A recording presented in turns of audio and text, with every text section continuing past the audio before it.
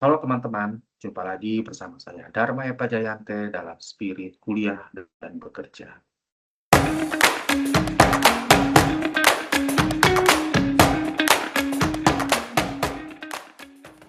Kali ini saya akan coba membahas topik yang cukup menarik, yaitu mengenai perahu. Ada banyak pertanyaan yang muncul.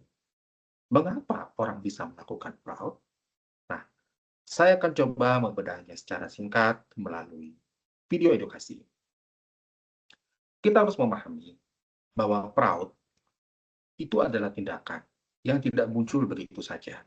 Tetapi ada banyak kondisi, ada banyak keadaan yang mempengaruhi orang untuk bisa terjebak dalam tindakan fraud. Nah, kalau kita menggunakan pendekatan teori fraud triangle yang dipopulerkan oleh Donald Tracy, beliau mengelompokkan setidaknya ada 3 elemen yang membuat orang bisa terjebak dalam tindakan fraud. Yang pertama itu adalah pressure atau tekanan, yang kedua itu adalah opportunity atau kesempatan, dan yang ketiga itu adalah rationalization atau rasionalisasi. Nah, namun saya lebih tertarik untuk menggunakan pendekatan fraud pentagon theory yang dipopulerkan oleh Howard pada tahun 2011, di mana Howard menambahkan elemen arogansi atau kecongkakan di dalam elemen yang mendukung orang untuk melakukan tindakan fraud. Selama ini, kita cenderung fokus melihat fraud itu dilakukan oleh individu yang terdesak oleh keadaan, seperti di perusahaan-perusahaan perbankan misalnya. Kebanyakan fraud itu difokuskan kepada suatu kondisi yang memunculkan adanya hubungan kausalitas atau hubungan sebab akibat. Ketika ada kerugian, disitulah dianggap itu sebagai tindakan fraud. Tetapi kadang kita sering melupakan bahwa fraud itu juga bukan karena masalah tekanan atau keadaan, tetapi juga karena adanya arogansi. Kalau kita berbicara lebih kompleks lagi, lebih jauh lagi, tidak hanya di dalam lingkup industri perbankan atau perusahaan finansial, kita bisa melihat contoh yang terjadi di institusi pemerintahan. Bagaimana terkadang arogansi itu digunakan untuk melakukan tindakan fraud. Sebagai contoh, disclaimer dulu sebelumnya, saya tidak mau merendahkan institusi manapun, tapi ini adalah sebagai salah satu case study yang sering terjadi di masyarakat kita. Aparat penegak hukum, terkadang mereka bisa menggunakan arogansi mereka sebagai seseorang yang punya privilege untuk menjatuhkan pidana terhadap seseorang.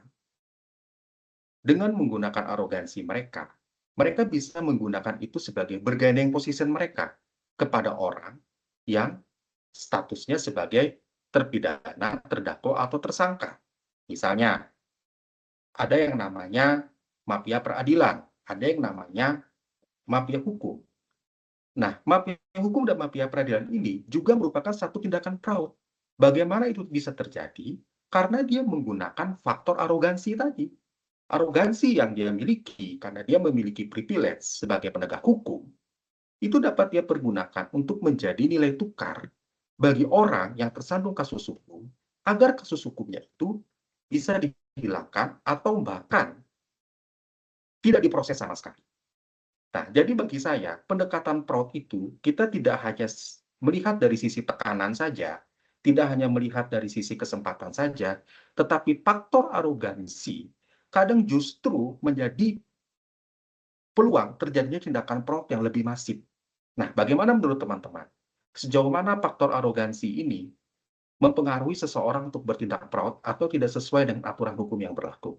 Dan ironisnya, itu sering terjadi pada instrumen penegak hukum kita, yang justru kita harapkan mereka menjadi barisan paling depan untuk memberikan perlindungan hukum yang adil bagi masyarakat. Nah, saya berharap ada kritik, input, masukan dari teman-teman semuanya untuk perbaikan yang lebih baik. Terima kasih, sampai jumpa lagi pada video-video pembahasan selanjutnya dalam Spirit Kuliah dan Bekerja. Bye-bye.